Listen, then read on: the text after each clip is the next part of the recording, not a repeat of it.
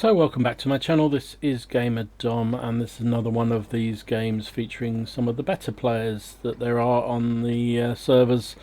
This is Andy 2K10.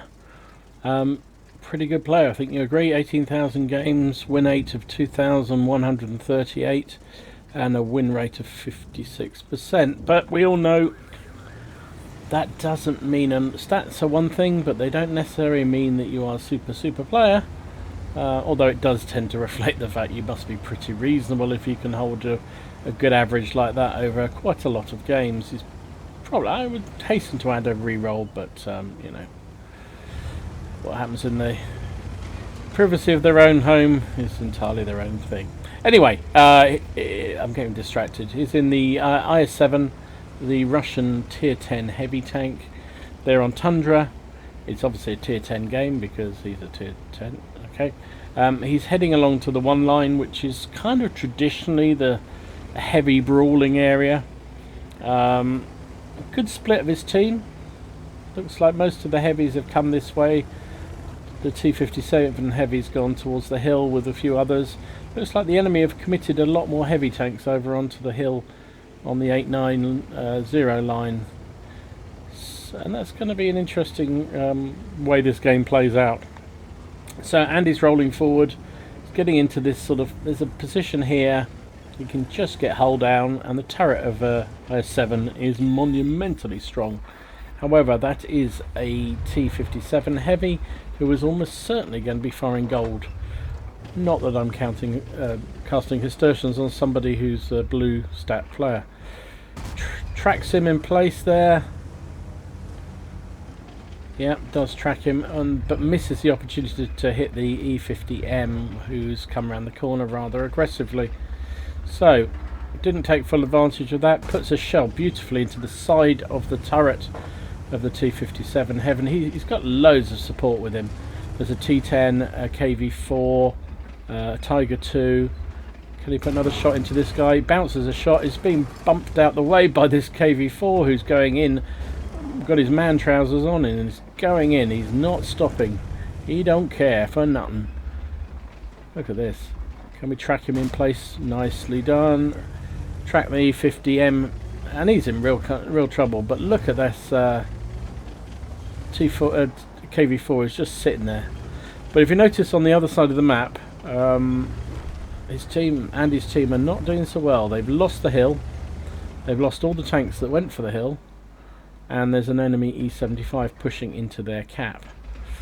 Also, he's pretty sure there's going to be... Well, he knows there's a Scorpion G at the back there. There we go. And he rather suspects there's something else as well. Yep, there's a grill. A grill 15 can make a real mess of everybody's day. Now, one thing you'll notice... Let me finish, see if we can finish this guy off. Of course he can finish that guy off. So 6 plays 7. One thing you'll notice with Andy's loadout, he only had 7 rounds of AP, 17 of APCR and 6 of HE. And when I saw that, I wasn't sure I wanted to feature his game, because I get fed up of really good players just spamming gold and getting brilliant results. And how the hell did he get spotted? How the hell? That's that Scorpion's move right round. There's no... Oh, whatever. Spotting is crazy. Yeah, so I see so many games when I'm looking for these ones to feature of really good, monumentally good scores. But then when you look at them, they've just spammed premium ammunition the whole game, and any fool can do that. Admittedly, they're skillful fools, but any fool can do it, and I'd rather feature a game where they don't do so much of that. So he did put me off, but if you notice, he has only fired... Hang on, let's... is this mutt's going to be silly enough to pop over when he knows he's there? Oh well, I think we know the answer to that one then. Probably a good thing. Removed him from the gene pool. So yeah, if you notice, he's fired 5 of his 7 rounds so far. AP rounds, that is, and hasn't had to resort to APCR. And I'm guessing, being charitable to him, I'm guessing that he uses this tank in Clan Wars, and maybe he got it equipped for a Clan Wars. Clan Wars, there tends to be a lot of premium fired, and My suspicion is that that's what happened, and he came into this game with all this. Oh, on the other hand, he could just be a premium toting prima donna. But anyway, missed. Well, he tried to hit the Emil 2 or Emil 1 up on the hill there. Pretty unlikely to pen the guy from there, particularly into the turret of those things, because it is evil. Oh, and he got hit by the Scorpion G as he went across the railway line. That was a heck of a shot from the Scorpion, because he was last seen down at A2. It's a long old way. His team's in a real tactical problem here. Their RT has had to run and is all the way up at A1. There's a T95 who's just been stuck in his base pretty much since the beginning of the game. The pattern is being owned by a backchat, and Andy just tries to go back to help him out, but just can't get there in time. The backchat takes him apart. So it is 9 plays 11. Artillery has just died, so it's 9 plays 12. So enemy team have a numerical advantage. They also have artillery. They also have they have a Kruntwagen and an Emil 1 who are fantastically good heavy tanks.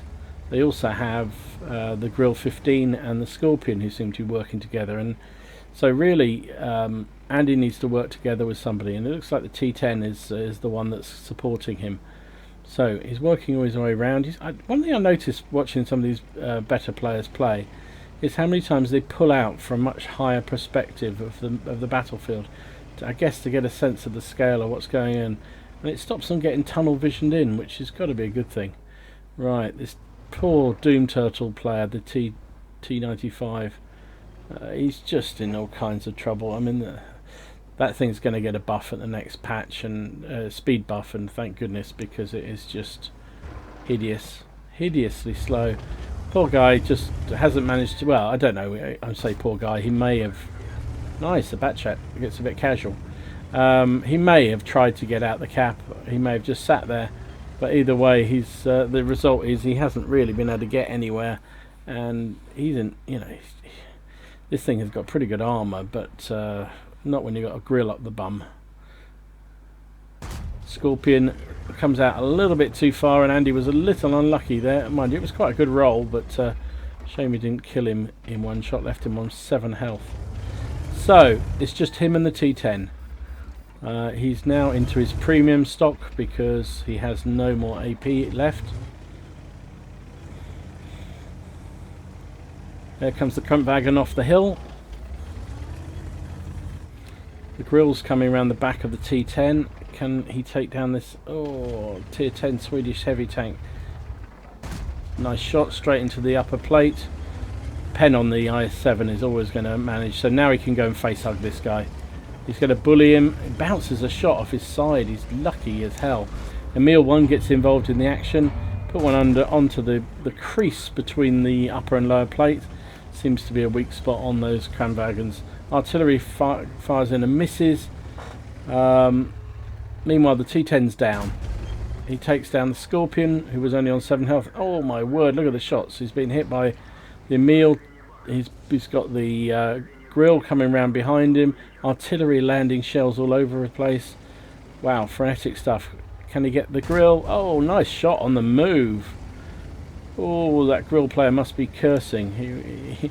He couldn't hit when he was stationary, and the IS7 hits him perfectly running. Okay, so he's got to take down one of these two, and quick. Otherwise, they're going to work together. The grill comes in a bit balls deep. Stupid play. Oh my word.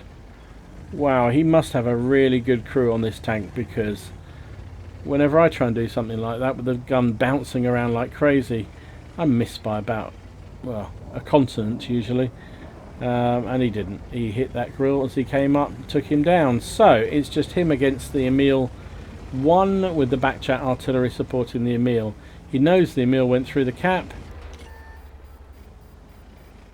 He can afford to take at least one hit, but he probably won't one-shot that Emil.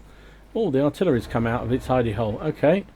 Aim, aim, aim. Aim, aim, aim. Not much of a target there, and of course it hits the dead tank in front, because So he's hit tanks on the move without aiming, and he's missed when he aims perfectly onto an artillery. Right, this nice. Emil one's down. Beautiful shot. Remember, he is still firing premium now. Well, he's firing premium because he's run out of all other rounds, apart from HE. I was surprised he didn't change for HE at this point, because even if he didn't manage to kill the batch artillery. So, aiming in,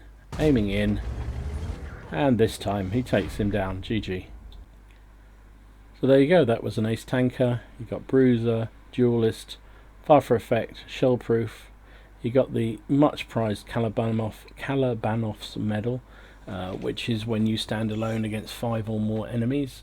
The T10 died just before he killed his opponent, so that set up that scenario for him to win that to get those 5 kills at the end. He had steel wall, and he had, of course, Top Gun. 4,607 damage, 7 kills, 1,223 base XP. Really nice job. 16 shots fired, hit with 14 of them, penned with 13 of them. 400 for the 4,600 damage. He took 12 hits, only 2 of which penned him. Now, why is it whenever I play the IS7, I get penned like Swiss cheese? But he managed to block 2,880, and it was fairly effortless, to be honest. Apart from when it got a bit frenetic up close with the Kantwagen.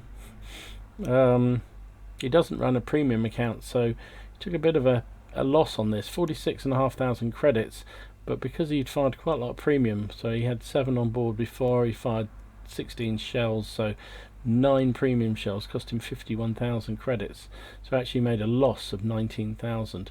If he had been running premium, though, he would have made a small profit of 4,100, which is pretty good considering all that gold fired. And he, with his ×3 when this match took place, gave him 3,669 experience. Really nice game. So there you go, that's Andy 2K10 of the RPD clan. Good game. On the verge of using too much gold, but we'll make allowances for him, because at least he did fire only standard round to begin with, and it was only then he used gold. As I say, I suspect if I'm being charitable, I suspect he was using this clan in Clan Wars, and had forgot to re-equip with a sensible loadout, because he doesn't run a premium account, so he can't really afford to lose money constantly, I would have thought. Anyway, hope you enjoyed the game. If you did, please consider giving it a like and subscribe to the channel if you haven't already done so. It's free. You get dancing girls, maybe not, and yeah, makes me feel good to see people subscribing. Numbers are going up nicely. Thank you very much indeed for everyone who has subscribed. If you've got any comments, put them down below. What do you think about the IS7? Has anybody got the IS7 out there? So I've struggled with it. I think it was my first tier 10 tank in the game, and I'm okay. I'm just, when I come up against somebody who really knows how to play tier 10s, I get owned, and I really don't know why that is, because I watch somebody like Andy here. I don't see him doing anything particularly different from me, apart from keeping swinging the hole, maybe that's the secret. Anyway, thanks for watching. Enjoy your games, have fun. Remember, it is just a game, and I'll see you again soon. Gamer Dom out.